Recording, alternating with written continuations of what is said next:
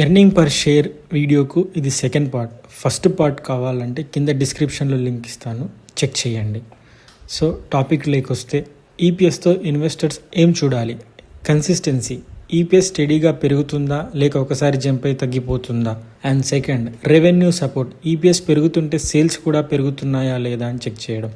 Margins, EPS growth margins పెరిగి వచ్చిందా లేక కేవలం కాస్ట్ కట్టింగ్ వల్ల అని కూడా చెక్ చేసుకోవాలి.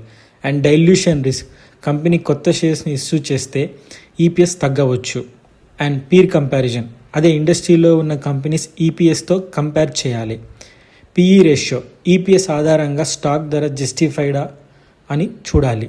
హై పిఈ అంటే స్టాక్ ఎక్స్పెన్సివ్, లో పిఈ అంటే చీప్, కానీ రీజన్ కూడా చూడాలి.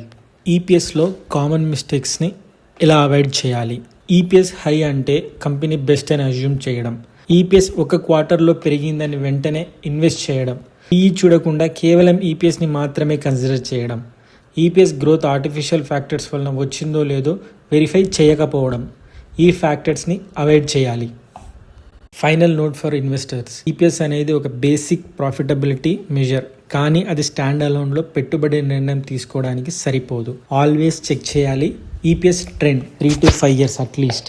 And revenue and profit growth, PE ratio versus industry average కూడా చెక్ చేయాలి. And return on equity and return on capital employed and also debt levels కూడా check చేయాలి. ఈపీఎస్ ఒక కంపాస్ లాంటిది, దారిని చూపిస్తుంది, కానీ ఫుల్ మ్యాప్ కోసం ఇతర ఫైనాన్షియల్ రేషియోస్ని కూడా చెక్ చేయాలి.